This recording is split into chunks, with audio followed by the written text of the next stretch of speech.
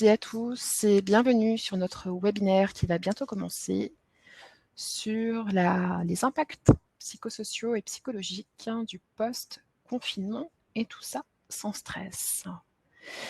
Nous allons patienter quelques instants le temps que tout le monde se connecte et arrive progressivement sur la plateforme de webinaire. Installez-vous confortablement puisque nous serons ensemble pour une bonne heure. J'espère que ma voix est calme et douce pour ce webinaire sous le signe du no stress. Bonjour à tous. Est-ce que vous voulez bien utiliser l'outil qui se trouve sur votre droite pour me dire que vous m'entendez bien et que vous nous voyez bien, s'il vous plaît. Ce qui évitera qu'on parle dans le vide pendant tout ce temps. Alors bonjour à toutes les personnes qui arrivent dans ce webinaire qui va commencer dans... Bonjour à tous. Bonjour à tous. Super, merci de vos retours. Vous me confirmez que vous nous entendez bien. C'est parfait, merci. Merci à tous. Alors ce webinaire va commencer dans quelques instants, sans stress, mais dans les temps. Nous allons passer ce début d'après-midi ensemble, pas tout l'après-midi, juste une heure, pour parler de l'impact psychosocial et psychologique du post-confinement avec nos deux expertes en psychologie du travail. Alors installez-vous, bonjour aux personnes qui arrivent. Nous allons commencer d'ici 3-4 minutes. Vous avez encore le temps de vous connecter tranquillement.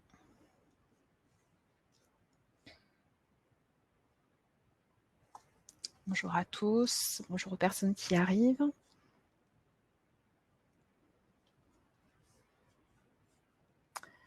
Vous êtes au bon endroit si vous êtes là pour aborder la question de l'impact psychologique, psychosocial de ce post-confinement,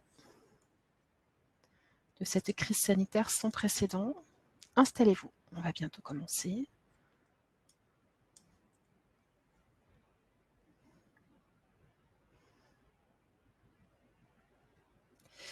Bonjour à toutes et à tous.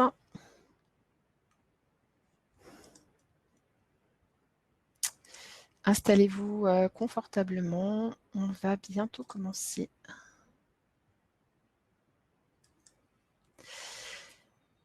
Vous êtes ici au webinaire qui va commencer sur les impacts psychologiques et psychosociaux de la crise du post-confinement, de cette crise sanitaire. On va bientôt commencer, le temps que tout le monde arrive sur la plateforme de webinaire.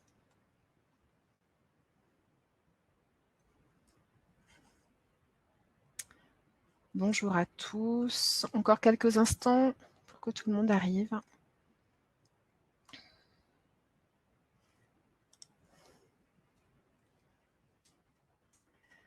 Bonjour à tous. Alors, je suis heureuse de retrouver des personnes qui nous suivent de webinaire en webinaire.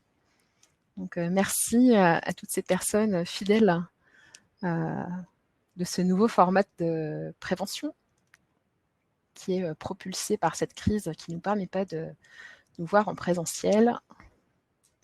Donc, je vais couper court aux rumeurs. Oui, j'ai été chez le coiffeur. Non, il n'a pas utilisé de sèche-cheveux. Voilà, pour ceux que ça intéresse, on a organisé un webinaire pour les professionnels de la coiffure jeudi passé. Et donc, la grande question était de savoir si les coiffeurs pouvaient utiliser le sèche-cheveux sans risque. Bonjour à tous. Bonjour à tous et bienvenue. On va commencer d'ici quelques instants, le temps que tout le monde arrive et s'installe confortablement pour suivre ce webinaire qui va bientôt commencer. Pas de stress. Alors, vous êtes à l'instant même plus de 200 à être connectés. Bonjour à tous.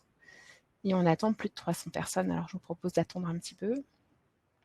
Pas longtemps, 2-3 minutes, le temps de courtoisie, pour laisser le temps à tout le monde d'arriver à se connecter, d'être attentif.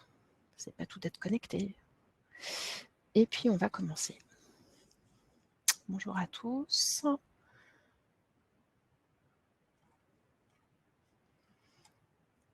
On va bientôt commencer. Alors, ce webinaire, pour vous faire patienter, s'inscrit dans une série de webinaire qui est organisé par l'association régionale GEST, l'association régionale des services de santé au travail du Grand Est.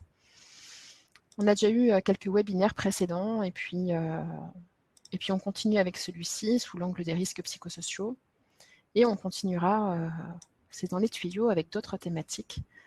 On vous tiendra évidemment au courant. Alors, bonjour à tous, je vous propose d'attendre encore quelques instants, le temps de laisser à tout le monde le temps de se connecter. Et puis, on va bientôt commencer. Il faudra réfléchir à mettre une petite musique d'attente, comme dans les ascenseurs, qui serait plus douce et plus agréable que ma voix d'hôtesse de l'air aujourd'hui. Alors, bonjour à tous. On va se laisser encore quelques instants. Bon, tout le monde arrive. Il s'installe, sans stress.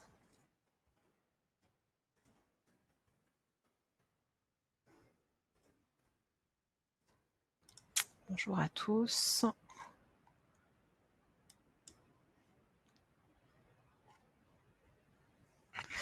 Je vais vous proposer de commencer d'ici quelques instants, encore un petit peu de patience. Merci à tous ceux qui sont déjà arrivés depuis quelques instants et qui patientent. Merci pour votre patience.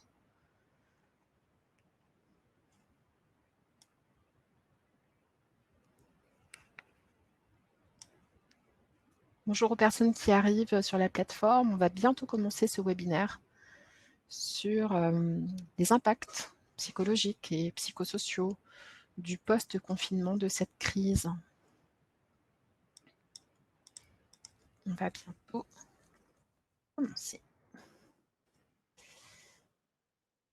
Écoutez, 14h05, c'est une bonne heure pour commencer. J'ai envie de dire oui, comme personne ne dit rien, qui ne dit rien consent. Bien, écoutez, je vous propose de commencer. Alors, bonjour à toutes et à tous. Ce webinaire aujourd'hui vous est proposé par GEST, l'association qui réunit les services de santé au travail du Grand Est. Nous attendons aujourd'hui un peu plus de 350 personnes, merci, à ce 4e webinaire consacré à la reprise d'activité sous l'angle de l'impact psychologique et psychosocial. Parmi vous cet après-midi, alors des entreprises adhérentes à l'un ou l'autre des services de santé au travail qui ont participé à monter ce webinaire, d'autres non, des partenaires, des institutionnels, d'autres services de santé au travail, on vous a vu. Et pas d'inquiétude, puisque les informations que nous allons vous donner aujourd'hui ne font évidemment pas cette différence-là. Ce qui nous réunit, j'ai un petit peu de mal cet après-midi, ce qui nous réunit, ce sont les questions que vous vous posez et les questions que nous vous apporterons. Alors, après 2 mois de confinement sans y avoir été préparés, nous voici à nouveau plus ou moins revenus dans l'entreprise. Nous n'avons pas tous vécu cette crise de la même façon. Surcharge de travail, activité partielle, décrochage. Combiner tout cela avec parfois des enfants dont il a fallu assurer les devoirs. Autant vous dire que la charge émotionnelle peut être lourde à porter. Crainte de la maladie, angoisse du retour au collectif, stress des transports en commun. Est-il possible d'aborder cette reprise sans stress? Voilà la question à laquelle nous allons répondre avec nos expertes. Je me présente, je suis Gaëlle Faure, responsable communication à AST67, l'un des services de santé au travail de Strasbourg. Cet après-midi, ce webinaire sera animé par Déborah Rotolo, psychologue du travail à AST67, Frédéric Gallois-Auman, psychologue du travail au STSA, service de santé au travail de Mulhouse. Pour ce qui est des questions, je vous propose de les envoyer par l'outil qui se trouve sur votre droite. Fabrice Parrain, ergonome opérationnel à l'ACST à Strasbourg, et Pierre Demonceau, psychologue du travail à Ardennes Santé Travail, sont dans les starting blocks pour répondre à vos questions. En fin d'intervention, je poserai quelques-unes de vos questions à vos expertes pour continuer la discussion. Ce webinaire durera environ 1 heure. Le replay et le support de présentation seront disponibles sur les différents sites internet des services de santé dont on vous donnera les liens à la fin de cette présentation. Je laisse la parole à Déborah Rotolo qui va vous présenter la suite de cette intervention. Oui, bonjour à tous, bonjour Gaëlle, bonjour Frédéric, je suis ravie d'être en votre compagnie avec ces nombreux participants pour aborder ce webinaire d'aujourd'hui. Avant de commencer, je veux juste m'assurer que vous m'entendiez bien. Oui, je pense que oui. Donc, je vais présenter donc aujourd'hui le sommaire de ce webinaire qui a pour objectif d'identifier les effets de la crise sanitaire actuelle sur les salariés d'un point de vue individuel et au niveau psychologique, également les effets de la crise sanitaire sur les collectifs de travail et sur le travail. Donc, on abordera également l'impact psychosocial de la crise sanitaire sur les entreprises. Cette question sera davantage développée par Frédéric qui prendra la main ensuite sur la partie des risques psychosociaux, puis nous conclurons sur les points de vigilance et les axes de travail prioritaires à garder en tête. Donc, on fera une petite synthèse par rapport à tout ça. Donc, pour repositionner un petit peu le contexte, la crise sanitaire, donc ça n'a échappé à personne, elle marque une réelle rupture dans nos habitudes de vie, d'un point de vue dans les sphères de vie sociale, familiale et professionnelle. On parle d'un véritable effondrement ou bouleversement des repères pour certains qui ont réellement volé en éclats. Et tous ces changements impactent bien évidemment les individus, qui sont aussi des salariés, et impactent le travail. Donc, comment envisager une reprise sans stress? C'est ce qu'on va essayer de voir ensemble aujourd'hui. Pour la question de l'après-confinement, le post-confinement qui a démarré le 11 mai. Cette date du 11 mai n'est pas synonyme d'un retour à la vie normale, comme vous avez pu le constater, mais principalement un retour au travail dans un environnement totalement inhabituel. Des situations de travail qui apparaissent, qui sont inédites. Pour y faire face, des changements profonds sont engagés, des changements profonds et des changements rapides qui impactent directement les salariés et les employeurs dans le cadre des décisions qui ont dû être prises de manière très rapide. Ces changements impactent aussi le travail. Il impacte la manière de réaliser le travail, la manière de s'organiser pour faire ce travail et bien évidemment les relations de travail qui sont maintenant conditionnées par la règle absolue de la distanciation sociale.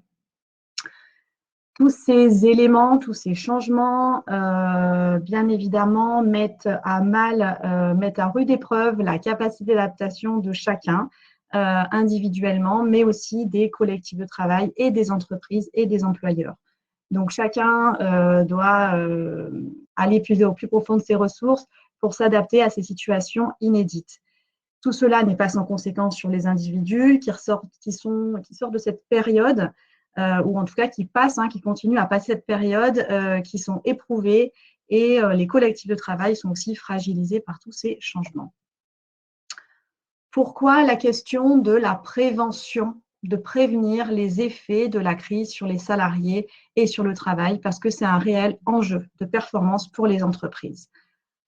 Mais pour finalement les prévenir, il faut être capable de les identifier. Donc, on verra quels sont ces effets, quels sont les effets de la crise sanitaire et également comment les prévenir. Comment les prévenir et qui doit s'en charger pour aborder cette reprise et soutenir cette reprise de manière la plus sereine possible. Pour rappel, c'est quelque chose d'important, l'employeur est soumis à une obligation légale de moyens et de résultats en matière de protection et de santé physique et mentale des salariés. Ce qui veut dire que la responsabilité de préparer au mieux la reprise incombe à chaque entreprise et les dirigeants de ces entreprises également, bien sûr. Donc, avant de continuer, nous allons lancer un petit sondage. La question, c'est de savoir si vous avez déjà évalué les risques psychosociaux dans votre entreprise avant la crise sanitaire. Donc, voilà, nous vous invitons à répondre à ce sondage auquel vous pourrez répondre dans l'onglet à votre droite de votre écran.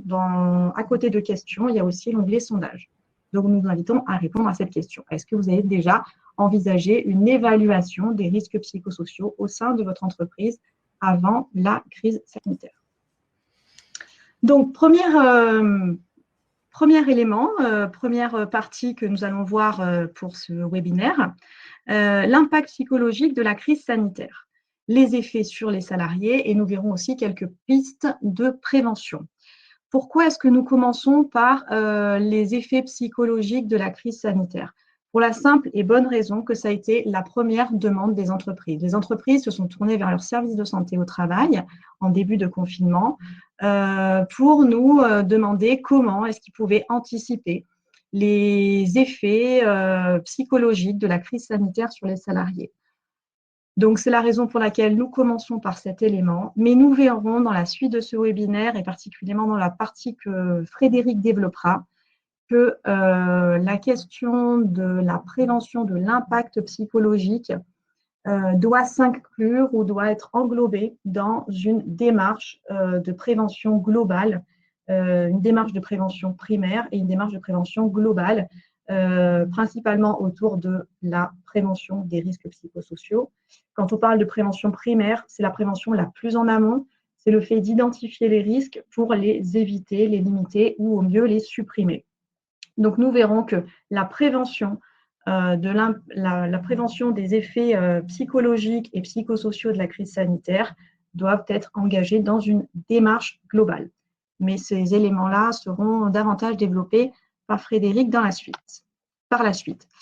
Donc, ça n'a échappé à personne non plus. La période de confinement, puis la période de déconfinement correspondent à un contexte particulièrement anxiogène. Pourquoi ce contexte est anxiogène? Tout d'abord, le premier risque, c'est le risque de contamination, donc qui génère du stress. Mais également, pendant la période de confinement et peut-être aussi en post-confinement, les personnes peuvent potentiellement être confrontées à la maladie. On peut être confronté à la maladie d'un proche, d'un collègue, le décès d'un proche, d'un collègue également. Également, cette période de confinement a généré un très fort sentiment d'isolement ou au contraire, à l'inverse, un sentiment de manque d'intimité ou un sentiment d'intrusion. Donc, ces éléments-là sont aussi à prendre en compte. Cette période de confinement et de déconfinement génère aussi un sentiment d'insécurité économique sur les salariés, la peur de perdre son emploi ou l'appréhension, la crainte liée à la perte de salaire dans le cadre du chômage partiel, par exemple. Et également, un autre élément que Gaëlle a introduit à l'instant, un autre élément qui contribue largement à ce contexte anxiogène en période de déconfinement, c'est la question des conditions de reprise de l'activité. Donc, dans quelles conditions je peux reprendre l'activité en tenant compte des mesures sanitaires acceptables et suffisamment préventives, mais également dans quelle mesure je peux envisager ma reprise d'activité en tenant compte de ma vie familiale et de la question de la garde des enfants qui dépend de la réouverture des écoles, qui est très variable, et des conditions de réouverture, des conditions liées aux mesures sanitaires qui peuvent être mises en place dans le cadre de ces réouvertures. Donc, tous ces éléments contribuent à ce contexte anxiogène et bien évidemment, cela n'est pas sans conséquence sur la santé psychique des individus et la santé psychique des salariés. Une santé psychique qui est fragilisée, qui peut se manifester sous forme de détresse psychologique à travers, par exemple, des manifestations comme le stress, l'anxiété, la panique, des altérations de l'humeur qui peuvent être soit de la colère exacerbée ou au contraire une profonde tristesse. Également les troubles du sommeil, les troubles digestifs, ce qu'on appelle les troubles somatiques, etc., etc. Dans le cadre, ces éléments impactent bien évidemment au niveau individuel les salariés. La diversité des situations de travail qui a pu apparaître dans le cadre de cette crise sanitaire, en période de confinement, puis en période de déconfinement, a aussi des conséquences qui vont avoir des conséquences sur son rapport au travail. Donc, la diversité des situations de travail, quelles sont-elles? Bien évidemment, le travail sur site versus le télétravail, le management à distance qui a pu se faire et également le management en présentiel, la continuité de l'activité en mode dégradé en opposition à la rupture professionnelle et le chômage partiel. Donc, cette diversité des situations se répercute sur son rapport au travail et a pu générer chez les salariés un sentiment d'injustice. On entend souvent, vous avez dû aussi l'entendre, la notion d'être préservé en étant en télétravail chez soi. À contrario, les personnes qui sont sur site sont davantage exposées, etc. Donc, ces éléments ont pu générer un sentiment d'injustice, parfois un sentiment d'isolement, un manque de reconnaissance ou le fait de ne pas suffisamment être pris en considération dans le cadre du manque des équipements de protection individuelle dont on a beaucoup parlé et cette problématique est en train de se résorber actuellement, mais c'était une problématique au niveau national. La question aussi de la dévalorisation, un sentiment de dévalorisation des compétences. Donc, dans le cadre de la rupture professionnelle, les personnes qui sont à l'arrêt, qui ne travaillent pas actuellement, qui sont en rupture professionnelle, ont pu aussi développer ce sentiment de dévalorisation de ses compétences ou une perte de sens dans son travail. Donc, ce sont des conséquences sur les individus dans leur rapport au travail et donc qui ont des impacts aussi psychologiques. Le télétravail a eu également ses propres conséquences sur les individus. Le télétravail en mode dégradé dans un contexte inédit où il a fallu faire face, prendre des décisions rapidement, maintenir l'activité en mode dégradé et inventer, créer, construire de nouveaux dispositifs, de nouvelles manières de travailler de manière très rapide. Une hypersollicitation, un temps de connexion qui a largement augmenté aussi, la multiplicité des visioconférences, le téléphone qui fait que sonner, tout cela combiné à la gestion de la parentalité et de la vie scolaire qui a été un vrai défi, un vrai challenge à relever pour nombreux d'entre vous, avec bien évidemment un sentiment de déséquilibre entre vie professionnelle et vie familiale tout cela n'est pas sans conséquence puisque ça génère un sentiment d'épuisement. Donc, en post-confinement, ce sentiment d'épuisement est particulièrement présent. Le sentiment de surcharge mentale, dont faisait référence Gaëlle en introduction, est particulièrement présent. Donc, concernant, dans un tel contexte, la question qui vient, c'est comment arriver à réintégrer les salariés dans ce contexte, sachant que un temps de décompression, il apparaît évident, un temps de décompression, un temps de réadaptation, un temps de récupération, un temps collectif de récupération sont nécessaires et sont à prévoir pour permettre aux forces psychiques de se reconstituer, pour mieux se remobiliser dans son activité. La responsabilité de l'employeur est bien évidemment engagée dans la question de la réintégration de ses salariés. Quelques pistes d'action concernant l'accompagnement individuel. Je me permets d'insister une fois de plus sur le fait que l'accompagnement individuel en soi, dans un tel contexte, n'est pas suffisant. Frédéric développera davantage ce point en deuxième partie, mais il est important que cette notion d'accompagnement individuel et de prévention de l'impact psychologique sur les salariés doit s'engager, doit être inclus, doit être intégré dans une démarche globale de prévention primaire des risques psychosociaux. Donc, quelles pistes peut-on mettre en place, quelle action peut-on mettre en place pour prévenir justement ces impacts psychologiques? Tout d'abord, les entretiens individuels de reprise.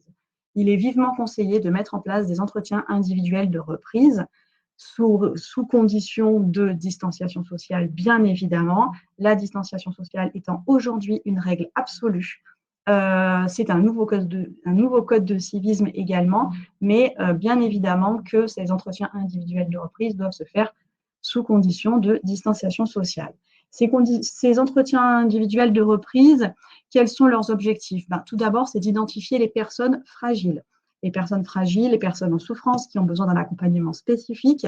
Également les personnes en difficulté. Ça peut être des difficultés liées à la conciliation vie familiale, vie professionnelle, la question des aménagements du poste, des aménagements du temps de travail ou un accompagnement professionnel. En tout cas, l'idée, c'est vraiment d'identifier ces personnes fragilisées ou les personnes en difficulté liées à des contextes particuliers. Également, dans le cadre de ces entretiens individuels de reprise, il s'agira aussi d'identifier précisément les besoins. Donc, est-ce que c'est des besoins en termes professionnels? Est-ce que c'est des besoins en termes psychologiques? Et ces besoins permettront ensuite de proposer un accompagnement adapté. Donc, proposer un accompagnement adapté en interne, via le service RH par exemple, ou un référent interne. Nous reviendrons sur ce point dans la diapo suivante. Donc, proposer un accompagnement en interne adapté ou alors orienter vers un accompagnement spécifique, vers le médecin du travail, donc vers le service de santé au travail, le médecin du travail, vers un psychologue du travail. Pour ces éléments-là d'orientation, pour ces pistes d'orientation, n'hésitez pas à demander conseil à votre service de santé au travail qui s'engage à pouvoir apporter une réponse, que ce soit une réponse en termes de prise en charge ou une réponse en termes d'orientation. Chaque service de santé au travail a ses propres dispositifs, fonctionne de manière indépendante, mais en tout cas, les services s'engagent à pouvoir vous accompagner dans ces démarches. Nous parlions de soutien interne ou de référent interne. Pour quelles raisons? Au même titre que dans le webinaire sur la reprise d'activité, sur le plan de reprise d'activité, les mesures sanitaires, techniques à mettre en place, il était question d'envisager un référent pour ces questions-là. À ce même titre, un référent en termes de soutien interne peut également être mis en place. Peut être proposé, ça peut être un dispositif qui peut être proposé en interne par l'entreprise. Ce référent peut être quelqu'un qui, déjà de par ses fonctions, a un devoir de confidentialité, comme par exemple c'est le cas des représentants du personnel ou bien des infirmiers en santé au travail. Donc, ce référent peut être choisi en fonction de ses fonctions, en fonction de ses missions au sein de l'entreprise et devra être formé à l'entretien de soutien par écoute active. Il s'agit d'une technique d'entretien basée sur la confidentialité, sur la neutralité, la bienveillance, le non-jugement et une attitude centrée sur la personne. Dans le cadre d'un entretien de soutien, l'objectif n'est pas forcément d'apporter des réponses toutes faites ou des avis très tranchés. Au contraire, la personne qui va s'orienter vers ce référent aura besoin de se sentir écoutée. Donc, l'idée, c'est vraiment d'affiner son discours à travers le questionnement, la reformulation, pour identifier au mieux son besoin. Identifier ce besoin qui pourrait être orienté soit au niveau professionnel, et donc là, l'idée, c'est vraiment d'approfondir et d'affiner ce besoin pour bien le comprendre et mieux y répondre. Ou s'il s'agit d'un besoin qui serait un besoin de soutien, d'accompagnement psychologique, pour pouvoir l'orienter au mieux. Ces éléments liés à ces dispositifs et ces outils sont davantage explicités dans le guide produit par AST67 qui s'intitule « Reprise d'activité, comment prévenir l'impact psychologique et psychosocial de la crise sanitaire ». Donc, si cette question, vous souhaitez approfondir cette question, n'hésitez pas à consulter ce guide. Merci. Rotolo, alors, après l'impact psychologique individuel, intéressons-nous maintenant à l'impact psychosocial, aux effets sur les collectifs et sur le travail. Oui, en effet, Gaëlle. Donc, cette crise sanitaire a également eu un impact psychosocial donc sur les collectifs et sur le travail. Concernant le travail et concernant les entreprises. Depuis le 16 mars, les entreprises ont travaillé de manière différente, ont ralenti leur activité. Certaines entreprises ont été fermées partiellement ou totalement. Depuis le 11 mai, la reprise d'activité se fait également de manière partielle. Le recours au chômage partiel est toujours d'actualité. Et pour information, donc des données qui ont été communiquées dans le cadre du webinaire sur le télétravail par AST67, sur les 27 millions d'actifs qui étaient recensés en France avant la crise, sur ces 27 millions, 12 millions seraient encore à l'arrêt aujourd'hui et 14 millions sont en reprise d'activité, dont la moitié on continue à travailler sur site ou ont repris sur site, et l'autre moitié sont actuellement toujours en télétravail. Donc, le télétravail, c'est une mesure qui a été largement utilisée dans ce contexte de crise. Pourquoi? Puisque, bien évidemment, la distanciation sociale qui a obligé à se réorganiser de manière soudaine et de manière massive. Pour le télétravail, ce télétravail a été mis en place de manière rapide, parfois peu préparé également. Également, donc ce passage au télétravail qui a été très rapide a bouleversé quelque peu les manières de travailler. Également, le travail sur site a été modifié, les conditions de travail sur site ont été modifiées à travers de nouvelles procédures, des effectifs parfois réduits, des horaires changés, parfois des horaires atypiques. Donc, tous ces éléments se répercutent sur les collectifs de travail. Ces éléments se répercutent sur les collectifs de travail en termes de clivage. Le clivage entre la vision cette vision un petit peu clivée qu'on a pu observer en post-confinement, en disant finalement, en période de confinement, il y avait les privilégiés qui étaient chez eux, il y avait ceux qui étaient au front.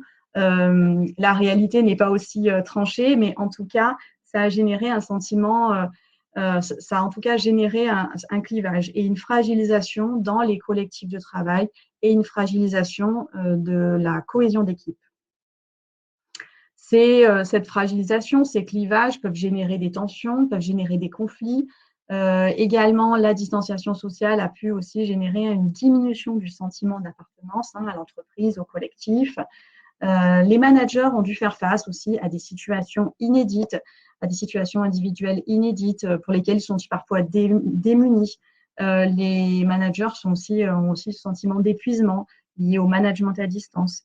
Et dans le cadre du télétravail, la perméabilité de la vie professionnelle et de la vie familiale privée a pu aussi générer un sentiment d'intrusion. Donc, comment réintégrer justement les équipes dans un tel contexte et en quoi c'est une question importante? C'est une question importante, la question des collectifs de travail, parce que la performance économique d'une entreprise ne repose pas uniquement sur la somme des performances individuelles, mais repose aussi et surtout sur la capacité des individus et des collectifs à fonctionner entre eux. Donc, comment intégrer les équipes dans ce contexte? Je vais laisser la suite de cette question à Frédéric. Alors, merci Déborah. Avant de laisser la parole à Frédéric, j'aimerais juste qu'on revienne sur le sondage qu'on vous a lancé en début d'intervention dans lequel on vous demandait si vous aviez déjà évalué les risques psychosociaux avant la crise, si vous l'aviez intégré à votre document unique. Et comme je suis quelqu'un de résolument optimiste, j'ai envie de dire que les réponses sont plutôt enthousiasmantes, plutôt encourageantes, puisque vous êtes 51% à avoir dit oui. Donc oui, le risque psychosocial était déjà un sujet avant la crise. La question est de savoir aujourd'hui quelle est sa place dans votre évaluation des risques aujourd'hui, puisqu'on va voir avec Frédéric Gallois maintenant que le sujet des risques psychosociaux, des RPS, est un sujet important à prendre en compte par vous, par les entreprises, car on a bien compris qu'il en va de la santé des salariés. Alors, quels sont les impacts de cette situation sur les facteurs RPS ? Bonjour à tous. Petit test comme mes collègues en termes de son, d'image. Tout est OK, ça a l'air bon. Donc, merci Gaëlle, oui, pour cette introduction. Effectivement, la question du sondage n'était pas anodine, puisqu'on va parler de ces facteurs de risque psychosociaux. Et comme Gaëlle l'a souligné, ces facteurs de risque psychosociaux ne sont pas apparues par la pandémie ou le Covid-19. Hein. Effectivement, on va parler de sujets qui peuvent être antérieurs et notamment dans la description de ces facteurs de risque, à savoir les 6 facteurs du rapport dit GOLAC, hein, qui date de 2011. Effectivement, on va retrouver des thématiques que Déborah a aussi déjà un petit peu présentées. Donc moi, je ne vais pas forcément être exhaustive dans les présentations en fait, des situations de travail que vous avez pu rencontrer dans, on va dire, le contexte qui nous réunit aujourd'hui, c'est-à-dire la reprise d'activité. Je vais vous donner quelques exemples, mais évidemment, ce sera à compléter et peut-être lors de l'échange par la suite. Hein. Ce qui est important quand même de retenir par rapport à ça, c'est que sur ces facteurs de risque psychosociaux, la question qu'on va se poser, c'est est-ce qu'ils ont été exacerbés, c'est-à-dire le niveau de risque a été augmenté de par les réorganisations, les impacts, confinement, continuité d'activité, risque épidémique, etc. Donc, augmentation d'un facteur de risque existant, diminution sur certains aspects, vous le verrez, peut-être, effectivement, une diminution du risque, en fait, hein, une disparition hein, aussi de certains risques, ou alors l'apparition de nouveaux risques. Hein. Donc, ça va être ces 3, finalement, fenêtres hein, que je vais tenter d'ouvrir avec vous tout de suite.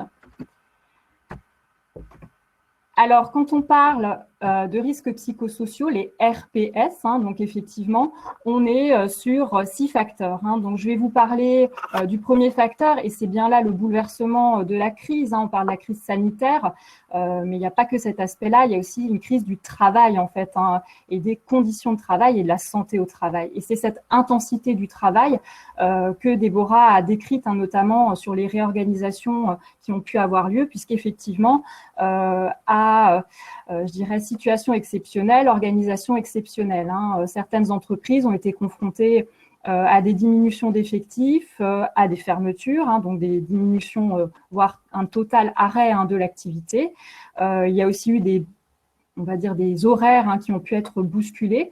Là, en ce temps de reprise, on voit notamment des entreprises qui mettent en place des échelonnements hein, d'arrivée pour éviter les croisements à l'arrivée au poste, au départ. Donc, effectivement, un temps de travail hein, qui peut être modifié.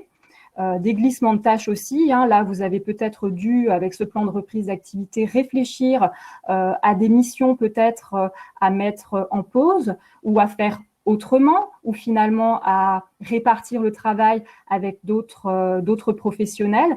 Donc, effectivement, ces glissements de tâches ne sont pas anodins, hein, puisqu'ils vont générer de nouvelles activités et parfois aussi un inconfort hein, pour certains salariés qui ne seraient pas accompagnés ou formés. Ça a pu être le cas, notamment sur la mise en place de ce télétravail. Alors, je ne reviendrai pas sur les conditions de la mise en place du télétravail parce que Déborah l'a bien fait, mais moi, je précise ce télétravail entre guillemets et c'est volontaire. Effectivement, ce n'est pas le télétravail au sens où on pouvait l'entendre il y a de ça, 3 mois en arrière. Ce télétravail, c'est plutôt un travail à distance qui a été mis en place en situation en fait exceptionnelle puisque ça faisait partie des mesures gouvernementales hein, qui étaient préconisées pour endiguer en tout cas la propagation du virus. Donc, quand c'était possible, et ça reste d'ailleurs la règle encore aujourd'hui, après le 11 mai, quand c'est possible, ce télétravail qui est parfois et souvent même à 100% pour certains salariés. Donc, effectivement, on voit une modification au niveau de l'intensité du travail et je citerai, parce que souvent les chiffres, ça permet aussi de mesurer hein, l'ampleur et c'est aussi pour ça qu'on a fait un sondage. Il y a une enquête qui a été menée par le cabinet Empreinte Humaine et qui a montré notamment sur les effets du confinement la notion de rythme de travail. Et cette enquête a montré notamment donc, sur les sondés hein, qu'il y avait 31% qui déclaraient avoir continué effectivement alors à travailler, donc bien sûr à la maison et avoir le sentiment de ne pas avoir de moment de répit. Hein. Donc c'était 51%, excusez-moi. 58% par contre qui estimaient que les journées de travail étaient beaucoup plus longues en fait en temps de confinement. On l'a ressenti, hein, certains salariés expriment cette impression en fait que le temps s'est un peu distendu et donc effectivement une notion de rythme qui a été bousculée. Et dernière chose, il y a 53% qui ont déclaré qu'effectivement on leur a demandé plus de travail pour compenser en fait ce qui ne pouvait pas être fait peut-être sur site. Donc ça, on va le ressentir encore maintenant après le confinement à la reprise, et j'y reviendrai sur cette volonté de rattraper, bien sûr, rattraper la productivité perdue, le temps perdu, le chiffre, etc., etc. Autre aspect des risques psychosociaux, c'est le facteur autonomie. Alors, sur ce facteur autonomie, là, on peut notamment voir ce que je présentais en introduction, c'est le niveau finalement de risque. Sur la question de l'autonomie, la période qu'on a vécue, on s'est rendu compte qu'il y avait notamment des marges de manœuvre finalement et des espaces de liberté qui ont été augmentés dans certains secteurs et pour certains salariés. Alors, ça peut être le cas, on le pense un peu facilement, du télétravail. Évidemment, quand on n'est pas sur site, c'est pas exactement le même contrôle de l'activité que quand on est sur place et qu'on a peut-être sa hiérarchie dans le bureau d'à côté ou ses collègues, voilà, qui peuvent bien sûr aussi avoir un œil sur ce qu'on fait. Mais l'autonomie, c'est pas seulement ça, c'était aussi la notion de créativité. On voit que beaucoup de salariés, beaucoup d'employeurs ont dû faire preuve d'une réactivité, d'une capacité d'adaptation très importante en repensant finalement complètement leur mode de fonctionnement et en apportant vraiment de nouvelles choses en fait, en étant innovants dans leur pratique. Et ça, c'est un facteur plutôt ressources psychosociales pour le coup, puisque là, effectivement, on est dans quelque chose de très positif pour la santé psychique. Par contre, une médaille ayant deux faces, bien sûr, on a aussi vu des restrictions, et les restrictions notamment au niveau de la mise en œuvre des mesures gouvernementales. Évidemment, il y a beaucoup de choses qui s'imposent à nous en tant que salariés, mais qui s'imposent aussi à nous en tant qu'usagers, habitants, riverains. On le voit effectivement, le port du masque, le respect des gestes barrières. Donc, il y a des choses qui se sont durcies en termes de cadre d'activité. Et donc, ces espaces-là qui pourraient sembler peut-être un petit peu moins contrôlés, où on a le moins le sentiment de pouvoir contrôler les choses et on a plutôt le sentiment de les subir.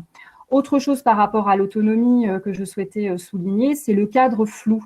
En fait, le cadre flou, c'est quoi ? En fait, dans l'intensité du travail, je le disais, il y a eu des réorganisations, il y a eu des décisions qui ont été prises, mais qui ont pu flouter en fait les règles de vie et de fonctionnement habituelles. En fait, aujourd'hui, il est possible de faire des choses qu'on ne pouvait peut-être pas faire avant.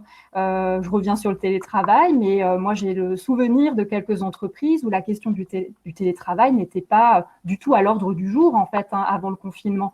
Et là, en fait, cas de force majeure, il n'y a plus eu le choix et donc tout le monde a pu passer en télétravail pour ces entreprises-là. Donc voilà, c'est un peu ces repères qui ont pu être bougés et ça ne va pas être anodin en termes d'accompagnement effectivement de la reprise et de l'avenir. Troisième facteur de risque psychosocial, évidemment, auquel on pense naturellement dans ce contexte, ce sont les rapports sociaux. Effectivement, on ne fonctionne plus pareil et ce webinaire en est une belle preuve. Moi, c'est une première de ne pas voir les gens auxquels je parle en fait. Et donc, effectivement, on s'adapte. Ce sont des nouveaux modes d'interaction sociale. Le masque, le port du masque, quand on sait que plus de 80% de la communication est non verbale, effectivement, ça va changer notre façon d'être les uns avec les autres. Donc oui, en termes de communication, on sent bien que cette reprise, elle a beaucoup d'enjeux au niveau des collectifs de travail. Déborah l'a dit, mais je le rappelle quand même parce que je trouve que c'est important, la notion clivante aussi qui nous a été imposée. Ceux qui sont restés sur site, ceux qui sont restés à la maison pour travailler ou pas. Donc voilà, les clivages, c'est pas nouveau, c'est pas du fait je dirais des clivages, il y en a pour plein de sujets, il y en a mais effectivement, ce sont des facteurs des rapports sociaux et de risques de sentiments de non-reconnaissance, peut-être d'injustice et d'être mis sur le banc ou à côté. Ça, on le retrouve beaucoup. Certains salariés l'expriment d'ailleurs assez fortement, de dire, au 16 mars, j'ai été parachuté à la maison et puis depuis, il n'y a plus rien. Voilà, donc j'ai plus eu forcément de lien. J'ai l'impression d'avoir disparu aussi du collectif de travail et ça ne sera pas sans conséquence à un moment où la reprise s'est amorcée déjà pour la plupart d'entre vous. Alors, autre facteur de risque psychosocial, c'est la notion d'insécurité de la situation de travail. C'est effectivement un des premiers facteurs aussi auxquels on pense quand on pense aux impacts socio-économiques qu'ont pu avoir ces 2 derniers mois.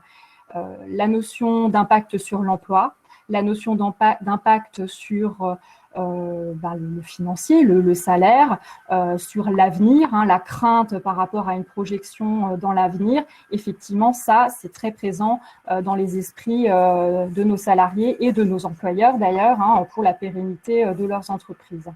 Il y avait une étude qui avait été publiée suite au confinement et donc en Chine, c'est un peu plus ancien que par rapport à nous, mais une étude qui a été publiée dans The Lancet et qui montrait bien que une des premières préoccupations des gens post-confinement, c'était cet aspect financier, socio-économique et effectivement d'emploi. Donc, on le retrouve aussi chez nous en France. Ça, là-dessus, c'est pas différent. Après, autre chose sur la notion d'insécurité, ce que je commence à entendre aussi de la part des salariés et de certains employeurs, c'est de se dire, mais finalement, les changements d'organisation qu'on a menés pour faire face à cette situation exceptionnelle, dans quelle mesure ça va devenir une norme ? Voilà, ça peut être tentant, effectivement. On s'est rendu compte que tout le monde faisait preuve d'une grande adaptation de caractéristiques de ce type-là, d'agilité. Effectivement, dans quelle mesure on ne peut pas rendre ça pérenne. Donc la question aussi de l'après, finalement, de la projection sur un fonctionnement à venir, ça fera partie, je pense, des réflexions aussi à avoir en termes de plan d'action, et j'y reviendrai. Le 5e facteur de risque psychosocial, c'est la notion de conflit de valeurs. Là, on est essentiellement sur finalement ce qui peut faire mal au sens psychique du terme, c'est-à-dire le sentiment de ne pas pouvoir bien faire son travail. On l'a entendu, ça a été médiatisé, certains secteurs d'activité plus touchés que d'autres, mais la sensation de ne pas bien faire, de ne pas prendre soin pour nos soignants, de devoir faire des choix non éthiques, qui ont vraiment heurté vraiment au niveau émotionnel ces professionnels, mais ce n'est pas forcément que le lot des soignants. On retrouve ça aussi dans des secteurs d'activité où les personnes étaient confrontées à des conditions de travail qui ne leur permettaient pas de mener à bien, par exemple, des tournées sur de la livraison. Par exemple, dans le secteur de la grande distribution aussi, on a pu recenser certaines situations complexes. Sur des plateformes logistiques aussi, ça a été médiatisé notamment sur certains groupes. Enfin, voilà. Donc, cette notion de qualité empêchée, on la retrouve également et elle devra aussi être accompagnée puisque la reprise ne veut pas dire que tous les moyens, même si bien sûr Déborah l'a souligné, en termes de moyens de protection, il y a des choses qui se sont débloquées au fur et à mesure des semaines et heureusement, mais ça ne suffira peut-être pas à rattraper peut-être la perte de sens pour certains au moment de ce confinement ou de cet arrêt d'activité. Dernière chose, je l'ai un petit peu introduit avec les conflits de valeurs, c'est la partie exigence émotionnelle. Effectivement, pour nos salariés qui ont été en prise directe avec la maladie, avec la mort, la peur aussi pour soi, pour les autres, d'être contaminant, d'être un vecteur effectivement de contamination, mais aussi l'impact de finalement adopter les gestes barrières, je l'ai dit pour le masque, mais ça vaut pour d'autres choses, se mettre à distance des autres. Selon le public auquel on a affaire, c'est plus ou moins bien compris. Donc ça peut être le cas dans le médico-social, comme ça peut être le cas chez vos clients. Pour être cliente de certains endroits, on voit dans certaines files d'attente de l'impatience. Voilà, on sent que ça marche plus ou moins bien selon les personnes, ce côté un peu finalement plus cadré, plus long, donc effectivement avec des réactions plus ou moins virulentes. Moi, j'ai eu un retour de certains salariés dans la grande distribution qui me partageaient le fait que depuis le 11 mai, gérer la distanciation, les mesures barrières, c'était devenu plus compliqué. Autant pendant le confinement, ça se passait plutôt bien, mais là maintenant, il y a plus de mal à faire respecter ces consignes-là.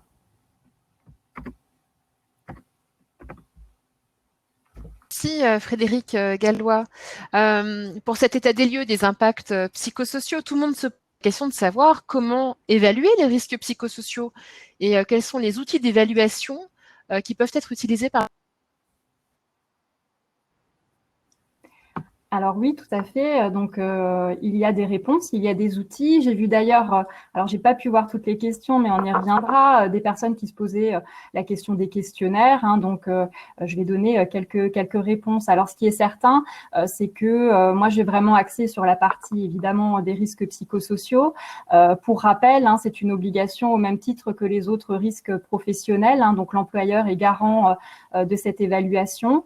Et si vous aviez des questions par rapport à d'autres risques, hein, le risque physique ou biologique, ben, je vous invite à regarder le replay du webinaire que la ST67 a fait sur le document unique qui permettait de répondre plutôt à ces questions-là. En tout cas, pour la partie psychosociale, là aussi, hein, il y a eu quelques dossiers, hein, quelques situations médiatisées sur justement des grandes enseignes ou des grands groupes qui n'auraient pas pris en compte hein, finalement l'évaluation de ces risques psychosociaux dans leur organisation, dans leur plan de continuité d'activité, puisque c'était à ce moment-là. Hein.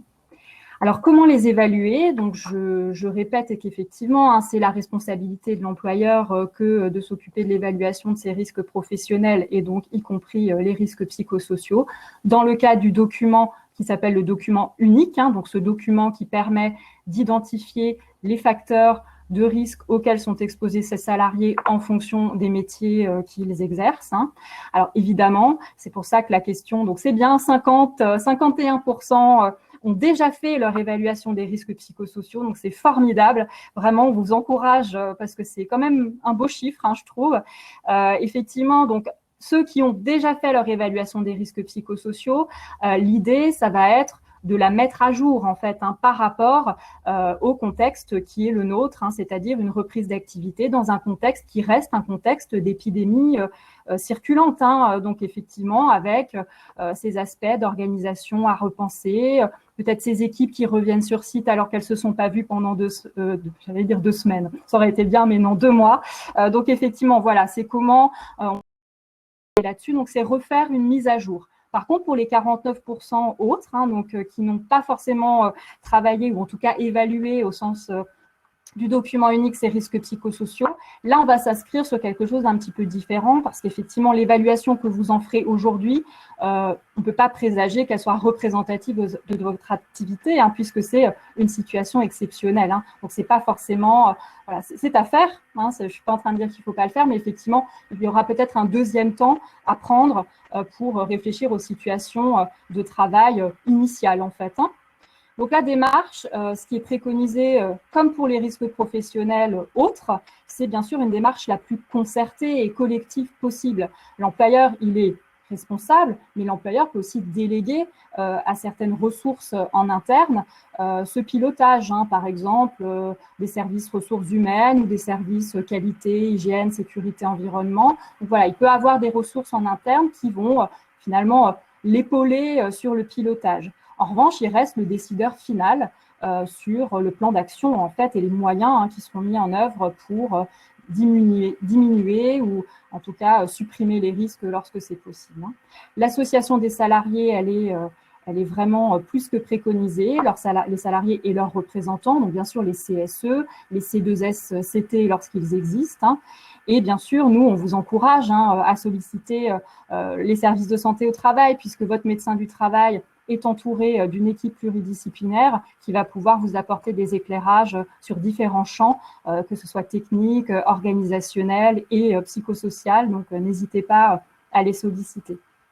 Je dis juste que l'état des lieux en fait que permet cette mise à jour du document unique ou en tout cas ce questionnement, en fait, il est utile aussi en matière de plan de reprise d'activité. Moi, j'ai pas mal d'entreprises que j'ai eues en ligne pendant le confinement qui, dans le cadre entreprises se sont posées des questions sur les risques hein, et donc finalement ça peut leur donner pas mal d'indications pour mettre à jour leur document unique en fonction de la réflexion qu'ils ont eue en termes d'organisation, etc.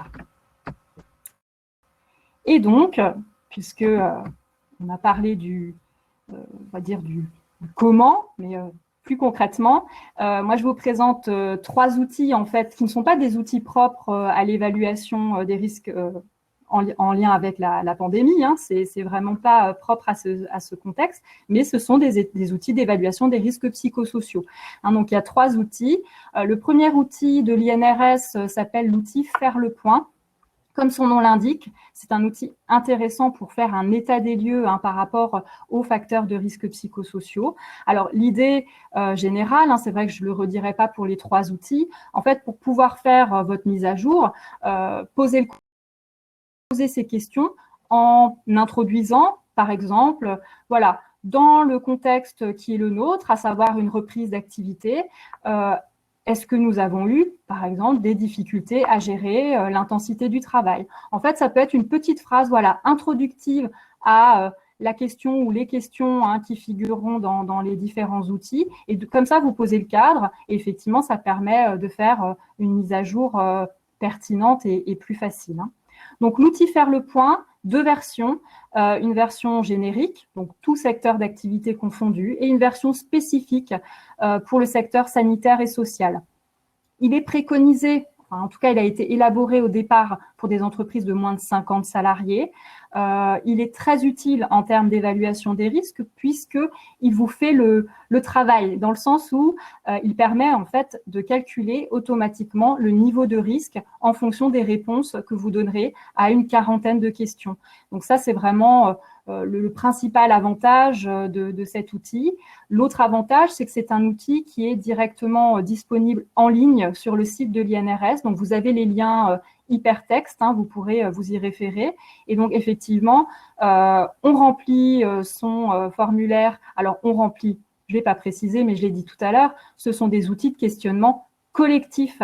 Ils n'ont aucun intérêt en auto-questionnaire qu'on distribuerait à chaque individu, chaque salarié dans l'entreprise. Ils ne sont pas faits pour ça. Il existe des questionnaires, ça peut être un autre outil, mais je n'en parlerai pas aujourd'hui.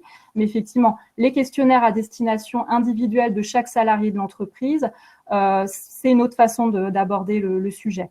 Là, on vous a quand même plusieurs fois rappelé que ce temps de rupture qui a pu être celui des salariés avec leur employeur et leur lieu de travail, l'idée, c'est de reprendre du collectif. Alors, je sais bien que revenir, on a des contraintes. On ne va pas tous se mettre à 20 dans une pièce, on est d'accord, mais effectivement, le but, c'est quand même de recréer du collectif et on peut réfléchir à le faire. Et il y a des parades très certainement partout dans toutes vos entreprises. Donc, je reviens sur mes outils. Donc, cet outil Faire le point, plutôt pour les entreprises de moins de 50 salariés et intéressant parce qu'il vous fait un rapport complet avec un tableau de bord ensuite pour créer votre plan d'action. Donc, c'est des outils qui sont créés automatiquement, donc ça peut vous faciliter les choses. Deuxième outil, pour les plus de 50 salariés plutôt, toujours de l'INRS. Alors là, c'est l'outil donc RPS DU, RPS risques psychosociaux DU, document unique. C'est un document qui n'est pas informatisé. Donc là, il y aura un petit travail de mise en forme peut-être de votre côté. Alors ça, vous pouvez vous faire accompagner aussi là-dessus. Hein. N'hésitez pas à solliciter vos interlocuteurs au niveau des services de santé au travail. Une vingtaine de questions.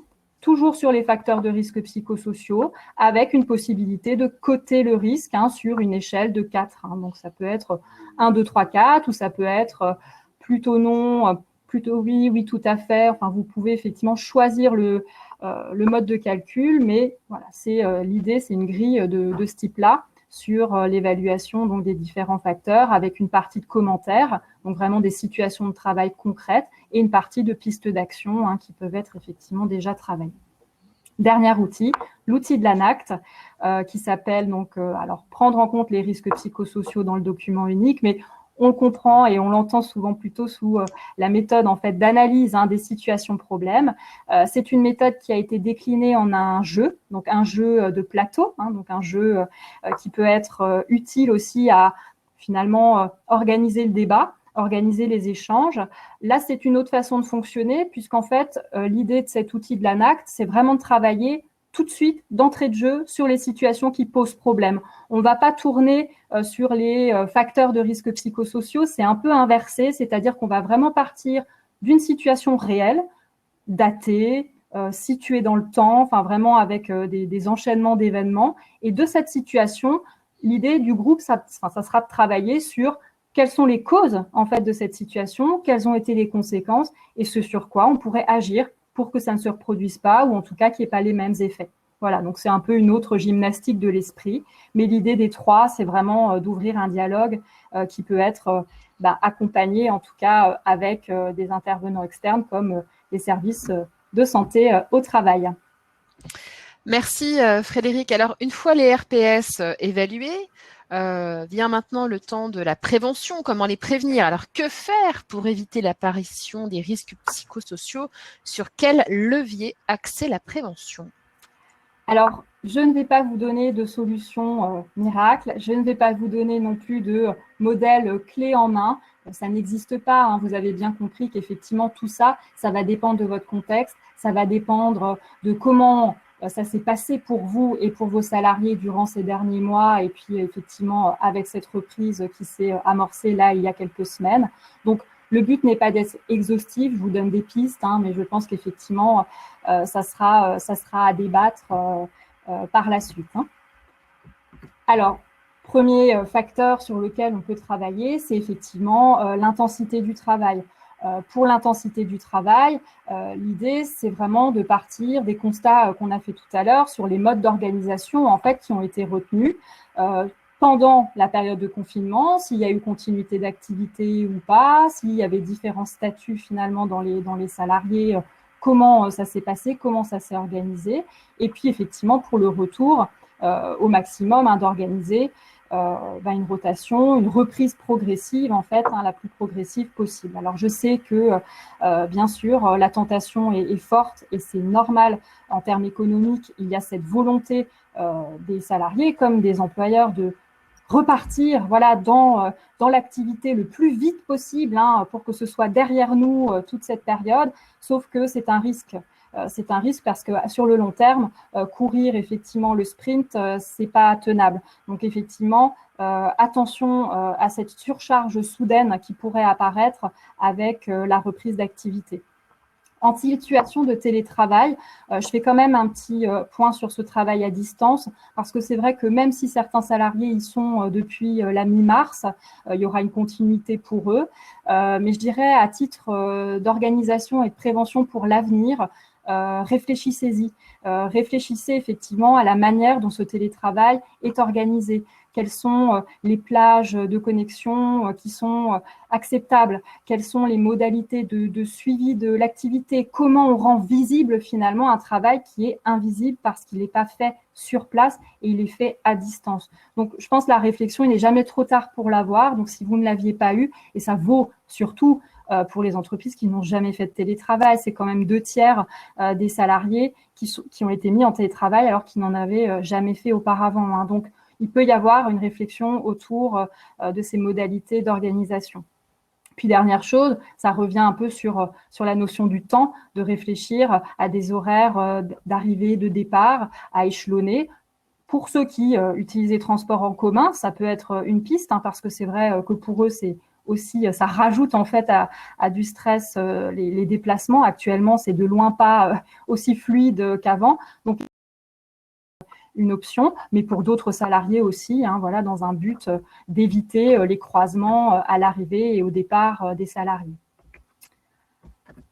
J'ai parlé d'autonomie et j'ai insisté sur le fait que un bon point à retenir de tout ce que nous avons vécu, c'est peut-être voilà, les espaces de liberté et de créativité qui ont été mis à disposition des salariés et avec lesquels je pense que certains employeurs et certaines équipes se sont rendus compte du possible de ces professionnels. Donc, continuons sur cette lancée, en fait. Hein. Continuons à réfléchir ensemble à ce qui est possible de faire. Alors, certes, il y a des directives nationales, certes, il y a certaines règles qui sont préconisées, mais on peut se les approprier. On peut y réfléchir dans les entreprises en fonction des conditions d'activité des uns et des autres.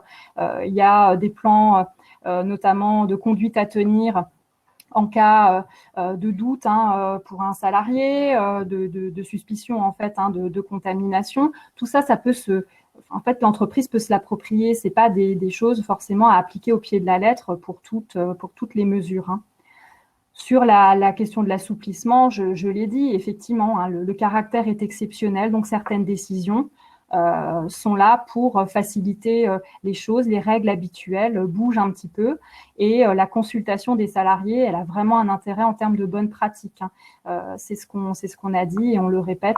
Peut-être que là, sur les 2 semaines qui se sont écoulées, vous aviez pensé à des choses en termes de plan de reprise, et puis dans leur application, vous vous rendez compte qu'effectivement, ça ne fonctionne pas ou qu'il y a peut-être une autre façon de faire. Vous pouvez réajuster, rien n'est gravé dans le marbre. À ce jour, je pense qu'effectivement, on peut laisser de la place à ce genre de décision actuellement.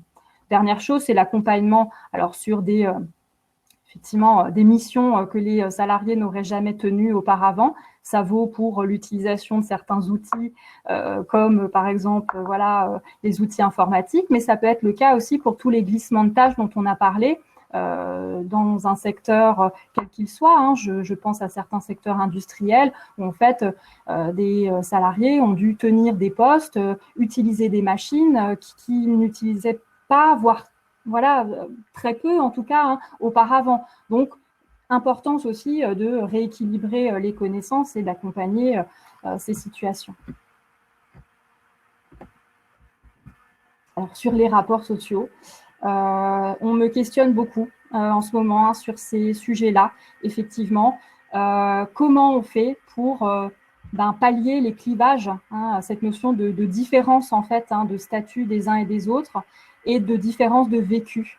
Il n'y a pas forcément non plus là de solution toute faite, mais je pense quand même qu'à un moment donné, de pouvoir échanger sur le vécu de chacun et se rendre compte que finalement, peut-être que moi, j'ai travaillé à la maison et j'ai eu peur. Peut-être que j'ai aussi ressenti de la peur. Et peut-être que mes collègues qui étaient sur site avaient aussi peur. Et pourquoi on a eu peur? Voilà. Donc, se rejoindre finalement peut-être sur des sentiments, se rejoindre peut-être sur des points bloquants. Tiens, j'ai peut-être eu le sentiment de manquer d'informations. Puis je me rends compte qu'en fait, sur site, ils n'en ont pas eu plus que moi. Voilà. Bon, ça peut rassurer. Donc, c'est à un moment donné repartager quelque chose de l'ordre de on l'a vécu ensemble, on l'a peut-être vécu à distance, on l'a peut-être pas vécu de la même manière, mais effectivement, on était quand même ensemble. Donc, ce temps d'accueil, il peut être individuel, Déborah l'a dit, mais il peut être aussi, bien sûr, collectif. Garder le lien, si ce n'était pas fait auparavant, avec les salariés qui sont à distance, qu'ils soient absents pour des raisons diverses ou qui sont en travail à distance. Je sais que souvent les employeurs nous disent mais garder du lien avec des personnes absentes, par exemple en arrêt maladie, c'est compliqué, c'est un peu touchy comme ça. Oui, ça ne se fait pas sous n'importe quel format, mais ça peut s'envisager. Voilà, on peut y réfléchir selon le contexte et selon le vécu. Ce que je souhaitais dire aussi là, et je ne l'ai peut-être pas dit auparavant, les clivages, ils sont là certes parce qu'il y a eu différents statuts. Je pars quand même du principe, et je le vois là un petit peu apparaître, les tensions d'avant n'ont pas disparu pendant le confinement. Vos tensions préexistantes, très souvent, elles continuent. Et en fait, ce clivage entre les différentes personnes, ceux qui étaient à la maison ou pas, ça vient illustrer, ça vient juste l'augmenter. Mais en fait, si c'était préexistant, il va falloir y travailler quand même. C'est le fond du problème qu'il faudra voir et pas seulement cette surface-là qui serait liée à cette situation. Et pour ce faire, nous, dans les services de santé au travail, c'est vrai que dans les échanges qu'on a eus pour préparer ce webinaire, on insiste beaucoup sur la fonction d'encadrant parce que ces encadrants, ils ont aussi été en difficulté de gérer à distance leurs équipes. C'est pas évident de gérer une équipe déjà quand on l'a sous la main, entre guillemets. Donc, à distance, c'est pas plus simple. Insécurité de la situation de travail, là, c'est un élément compliqué parce qu'encore à ce jour, on ne sait pas. On ne sait pas dans quelle mesure, à quelle échelle, à quelle hauteur l'impact économique va finalement culminer. C'est compliqué et c'est compliqué aussi puisqu'il y a plein de points qui vont encore bouger avec le chômage partiel qui va changer finalement de fonctionnement sur sa prise en charge. Donc effectivement, la notion d'insécurité de la situation de travail, faire preuve de transparence, faire preuve d'humilité, orienter vers les sites officiels et surtout solliciter les ressources qui existent, que ce soit des ressources en interne lorsque vous en avez, mais aussi des aides externes, par exemple le service social de l'entreprise ou le service social du service de santé au travail. Les services de santé au travail sont tous dotés de ce type de compétences. Donc effectivement, n'hésitez pas à solliciter aussi votre service de santé au travail. Les conflits de valeurs, ça rejoint un petit peu des choses que j'ai dit sur les rapports sociaux. C'est finalement un partage de vécu pour redonner du sens à ce qui a été vécu et à ce qui a été fait. Pourquoi on a dit que certaines personnes continuaient de travailler? Pourquoi certaines étaient à la maison? Mettre des mots dessus, le partager, l'expliquer, c'est ça qui permettra, j'espère en tout cas, de désamorcer certains conflits et voilà, certaines frustrations ou en tout cas certaines interprétations. Autre chose, se dire aussi que c'est pas fini. Déborah l'a dit, la reprise, là, c'est pas on reprend comme avant, ça va être progressif. Et se dire aussi que dans ce contexte-là, en situation exceptionnelle, finalement, quels sont les critères de qualité dans lesquels on se retrouve, on se reconnaît? Qu'est-ce qui peut faire qu'aujourd'hui, moi, en tant que salarié, je sois satisfait du travail que je mène dans ce contexte? Voilà, c'est une question qui paraît un peu banale, mais je pense que d'y réfléchir, ça peut apporter des outils et des pistes intéressantes. L'utilité de chacun, je l'ai un petit peu dit aussi déjà, mais voilà, chacun a été utile à sa place, qu'il soit à la maison parce que du coup, il protège les personnes, qu'il soit sur site parce qu'il était là pour ces personnes. Voilà, il y a quand même chacun qui a œuvré à sa mesure dans ce contexte particulier. Et dernière chose, sur les exigences émotionnelles. Déborah l'a dit aussi, on remet une petite couche. Effectivement, on a vu se développer beaucoup de dispositifs d'accompagnement psychologique dans ce temps de confinement. Et c'est d'ailleurs aussi une des premières demandes que nous avons, nos entreprises adhérentes, voilà, de faire du soutien dit psychologique pour les salariés. Alors, le soutien psychologique, il est intéressant et il va être nécessaire effectivement pour certaines situations. L'intérêt des cellules d'écoute à distance, donc par téléphone ou en visio, c'est que quand on était confiné, on n'avait pas trop le choix. Donc effectivement, ça a répondu à un vrai besoin et à des nouvelles modalités finalement de rencontres qui sont intéressantes. En revanche, et vous l'avez compris, moi je vous ai parlé du travail au sens du collectif. On est ensemble dans une situation de travail. Et effectivement, de tout ramener uniquement à un dispositif d'accompagnement psychologique individuel, ça ne suffit pas en matière de prévention des risques psychosociaux. Ça permet de répondre à certaines interrogations, ça permet de soutenir, c'est l'objectif de ces dispositifs, mais ce n'est pas suffisant. La prévention primaire, c'est pas ça. Ça, c'est de la prévention dite tertiaire. Donc, c'est le dernier niveau, en fait, de prévention. C'est l'accompagnement, finalement, le soutien, voire le soin, bien que ces dispositifs ne soient aucunement du soin. Donc, dans les exigences émotionnelles, je vous inviterai plutôt à réfléchir à nouveau sur des aspects d'organisation du travail. Je m'explique. Dans la colère, par exemple, qui pourrait être exprimée de façon agressive, peut-être qu'il y a des tensions ou des frustrations par rapport notamment à la mise en place des gestes barrières, au fait que les files d'attente soient plus longues, au fait que oui, certains rayons ne sont plus achalandés comme avant. Donc tout ça, ça peut s'accompagner et ça peut effectivement donner aussi des explications. La colère, elle n'est pas directement adressée à vous en tant que salarié, elle est là parce qu'il y a une colère globale du fait d'être entravé finalement dans nos libertés au quotidien. Et le premier facteur ressource des exigences émotionnelles, et ça, la médiatisation de ce qui a pu se passer dans certains hôpitaux, on voit que c'est le collectif, se soutenir, être ensemble, partager les bons moments comme les mauvais, c'est ça qui permet aussi d'avancer et de créer du tiers dans le vécu émotionnel. Et je terminerai donc sur un aspect pratico-pratique. Je vous donne un exemple qui a été réalisé par une de nos entreprises. Je vous explique un petit peu ces différents tableaux. Donc, vous retrouvez en fait en haut à droite un tableau avec différentes rubriques, les facteurs de risque psychosociaux, le niveau d'intensité, avec effectivement un niveau soit élevé, modéré ou faible. Donc ça, c'est l'outil Faire le point. Donc, c'est une entreprise qui a réalisé son évaluation avec l'outil Faire le point. Donc, c'est le résultat, en fait, que l'entreprise a obtenu. Et en dessous, vous voyez donc un tableau avec l'unité de travail, description du risque, etc. Ce tableau-là, c'est leur document unique. Donc, ça s'inspire de la méthodologie qu'on propose à STSA. C'est inspiré, ce n'est pas exactement la même, effectivement, mais voilà, c'est inspiré de cette méthodologie et ça vous permet de voir le niveau de risque puisqu'il est automatiquement calculé. Il n'y a pas la fréquence gravité, en fait, c'est calculé par l'outil. Vous avez le risque, donc les exigences émotionnelles, les mesures de prévention qui existaient auparavant, les actions retenues par l'entreprise et ensuite des délais ou des personnes en charge. Donc, ça peut être une formule. Voilà, c'est quelque chose sur laquelle, en tout cas, vous pouvez réfléchir pour la suite. Merci Frédéric Gallois. C'était très précis, très complet. Je me ferai l'écho sur votre partie à la fin de ce webinaire. Déborah Rotolo, alors en conclusion, que devons-nous retenir de tout cela en quelques mots? Je passe au diaporama.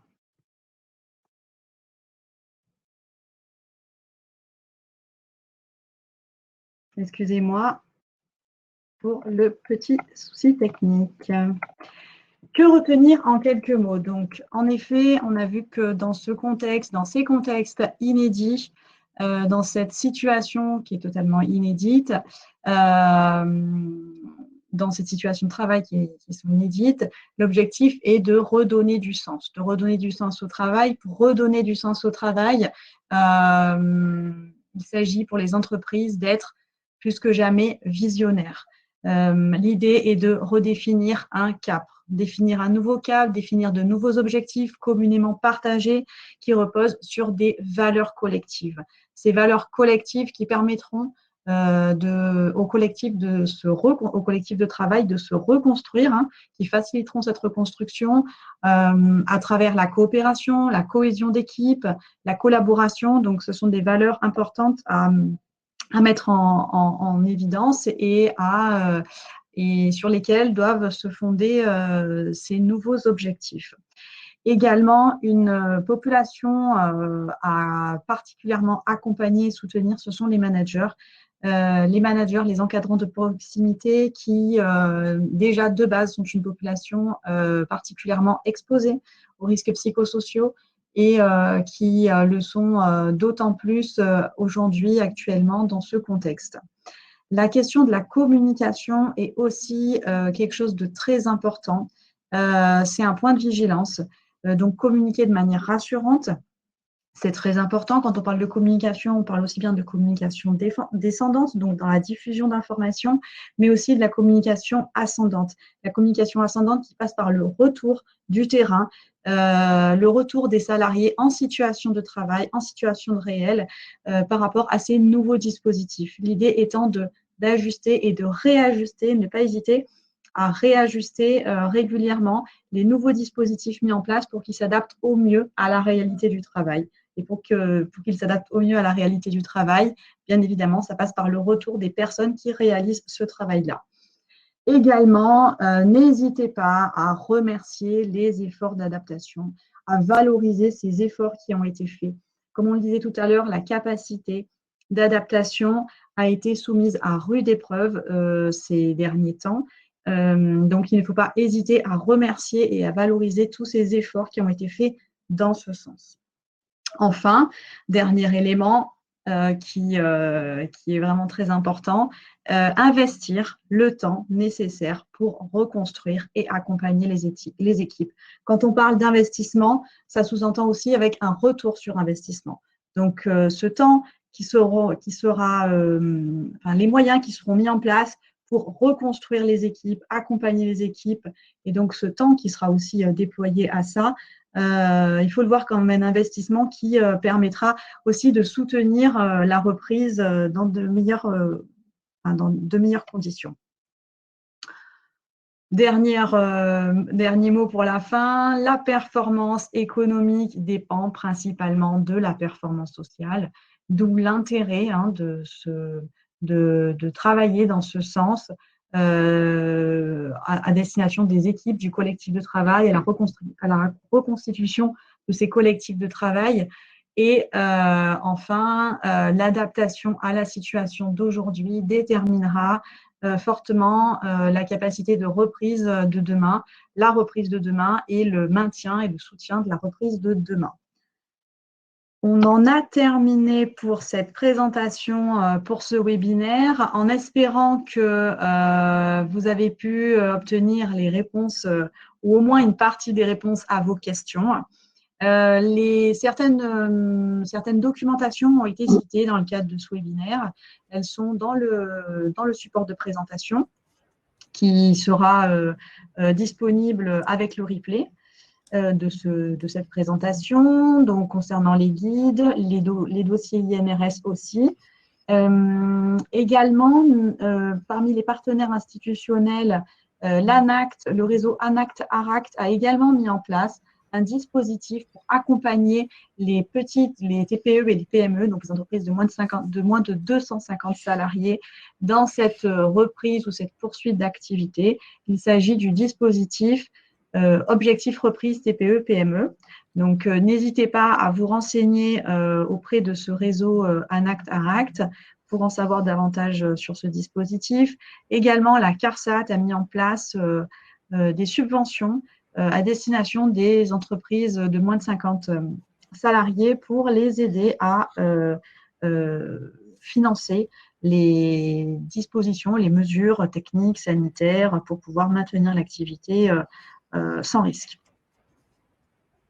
Je vais donc m'arrêter là avec cette dernière diapositive qui présente les différents services de santé au travail qui ont contribué à l'élaboration de ce webinaire.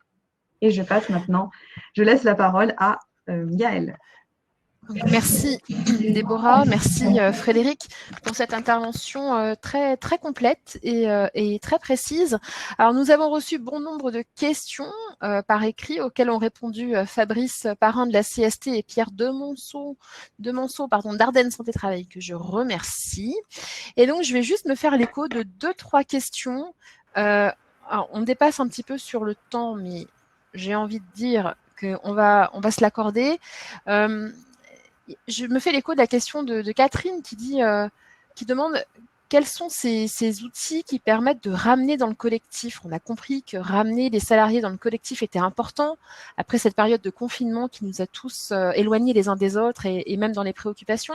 Du coup, quels sont les outils pratiques, très pratiques, qu'on peut mettre en œuvre pour ramener nos salariés dans le collectif ? Frédéric, tu veux répondre? Je peux. Alors après, effectivement, on m'entend? Oui. Oui, c'est donc voilà, ça paraît idiot, hein, mais c'est par l'écoute, hein, beaucoup. Et c'est vrai que dans la notion d'écoute, et Déborah en a dit quelques mots, la notion d'écoute active, de pouvoir effectivement ouvrir des espaces de discussion de ce type-là, avec ce type d'outils-là, hein, de techniques finalement d'écoute, je pense que ça peut déjà amener beaucoup. Après, tu voulais dire… Oui, je voulais aussi, parce que des questions similaires ont été posées pendant le webinaire. La question, il existe, alors on a fait des propositions de pistes dans le guide d'AST 67 sur des conseils en prévention, des conseils précis et assez pratiques dans ce sens. Il me semble important que la reconstitution des collectifs de travail passe par une évaluation des risques psychosociaux. C'est toujours pareil. L'idée, c'est vraiment d'identifier ce qui dysfonctionne aujourd'hui. Cette évaluation, elle est quelque part incontournable parce que pour mieux répondre aux besoins du collectif, il faut comprendre quel est le besoin. Et comprendre quel est le besoin, ça passera nécessairement par l'identification des facteurs de risque et ensuite faire une recherche collective de solutions adaptées, et ces solutions adaptées, elles émanent du terrain. Donc, on ne peut pas se faire se faire l'économie de cette étape qui est de recueillir auprès des personnes qui sont en difficulté, qu'est-ce qu'elles proposent pour justement retrouver une situation plus confortable pour elles. Oui, c'est ça la prévention primaire, ce dont parlent les services de santé au travail depuis des années et que Frédéric nous rappelait. Passons par l'évaluation des risques plutôt que par la prévention tertiaire qui constitue à soigner, à être dans l'accompagnement à la fin du process.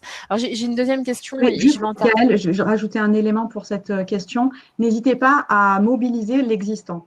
Vous avez déjà mis des choses en place qui fonctionnent très bien dans votre entreprise. Cette situation, ce contexte inédit fait qu'on a tendance parfois à oublier ce qui a très bien fonctionné par le passé, mais ce qui a très bien fonctionné par le passé peut encore très bien fonctionner aujourd'hui. Donc, vous avez des ressources en interne, vous avez déjà mis en place des choses qui ont des résultats très, très intéressants, très positifs. Donc, n'hésitez pas à remobiliser ça. Oui, les entreprises et les salariés savent faire des choses encore aujourd'hui. Ouais. La deuxième question tourne autour de prévention, approche collective et approche individuelle. Alors, on en a parlé en filigrane tout long, mais je pense que c'est important de revenir là-dessus. Pourquoi les risques psychosociaux s'abordent de manière collective et pas de manière individuelle? Parce que le travail, c'est la force du collectif. C'est-à-dire c'est le contexte social le plus, je dirais, un des plus importants. En tout cas, c'est notre trépied dans la vie. Il y a la vie familiale, la vie sociale hors travail et la vie travail. Donc, effectivement, travailler au sens d'une activité, c'est mobiliser, bien sûr, son soi, c'est le sujet, mais dans un environnement collectif, avec d'autres personnes, pour d'autres personnes. Donc, effectivement, c'est déjà ça la première raison. Et après, pour le côté très pratico-pratique au sens du document unique, on évalue les risques en fait en fonction d'unités de travail. On parle d'unité de travail, une unité de travail. Alors, parfois, dans certaines circonstances, ça peut être une personne, quand il n'y a qu'un seul salarié, effectivement, sur une unité de travail.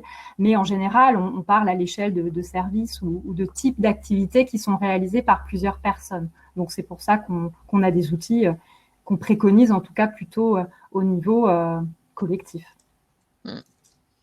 Je crois qu'on a bien retenu l'idée de la prévention en amont de l'évaluation des risques de manière collective. En tout cas, moi, c'est ce que je retiens de votre intervention, s'il fallait en retenir deux mots essentiels. Je vous propose qu'on en termine là. Est-ce que Frédéric ou Déborah, vous avez quelque chose à ajouter ou une question qui m'aurait échappé dont vous voudriez vous faire le relais, à laquelle on n'aurait pas répondu durant le webinaire? Non, mais à part le fait que n'hésitez pas à prendre contact avec votre service de santé au travail pour ces questions-là qui sont bien évidemment des démarches à engager, qui nécessitent une réflexion, du temps, des techniques, des outils, des méthodes. Donc voilà, n'hésitez pas à solliciter les services de santé au travail qui pourront vous aider en direct ou vous orienter si besoin. C'est une belle conclusion. Merci à toutes les deux. Merci à nos intervenants qui ont répondu à vos réponses écrites et merci à tous d'avoir assisté à ce webinaire sur les impacts psychologiques et psychosociaux de ce post-confinement. Il nous reste à vous souhaiter un bon après-midi sous le signe du soleil et sous le signe de la sérénité. Alors, bon après-midi et prenez soin de vous.